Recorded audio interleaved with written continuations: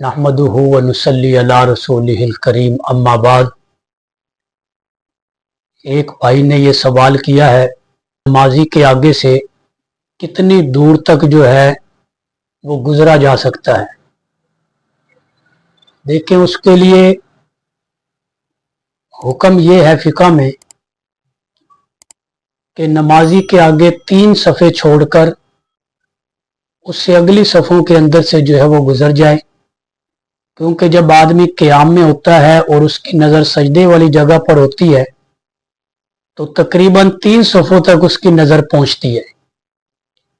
जहां उसकी नज़र की हद ख़त्म हो गई, उससे आगे जो है वो गुजरना जायज़ हो जाएगा, तो कम से कम 3 सफ़े छोड़ के उससे अगली सफ़ों से गुजरा जा सकता है। एक दोस्त ने यह सवाल किया है कि सूद के पैसे अगर किसी से लेने हों और वो ले लिए जाएं इस नीयत से कि मैं इनको गरीबों के अंदर जो है वो तकसीम कर दूंगा, किसी रिफाई इदारे में खर्च कर दूंगा, किसी नेकी के काम में लगा दूंगा, तो क्या सूद के पैसे इस नीयत से लेना जायज़ है?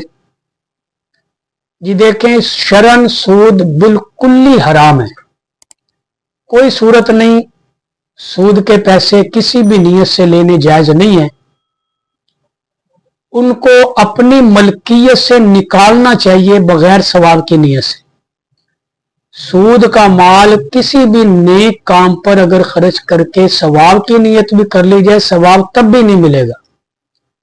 मकसद ये हो कि मैंने सूद का माल अपनी मलकियत से निकालना है, बगैर सवाब की नीयत से वो खर्च करे। शरई हुक्म के मुताबिक ज़ाहिरन तो सवाब की नीयत नहीं होगी, लेकिन अल्लाह तबारक व तआला अगर उसको सवाब अता करना चाहे तो ये अल्लाह के इख्तियार में है।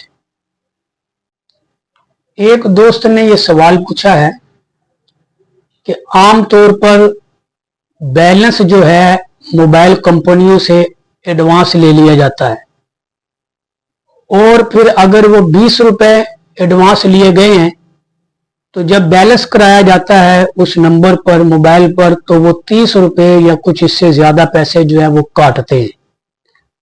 तो आया ये सूद बनता है या नहीं बनता?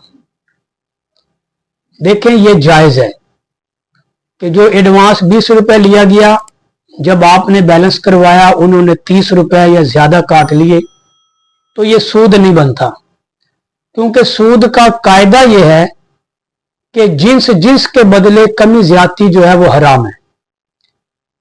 आपके जो पैसे काटे गए हैं वो अलग जिन्स है, वो पैसे है, और जो आपने उनसे लिया है वो उनकी सर्विस ली है, पैसे नहीं लिए आपने। वो आपने उनसे 20 रुपए की सर्विस ली है एडवांस, आपने उनकी सर्विस इस्तेमाल की, उन्होंने 20 रुपए वाली सर्विस आपको 30 रुपए में दी है, तो ये जिन्स तब्दील हो गई।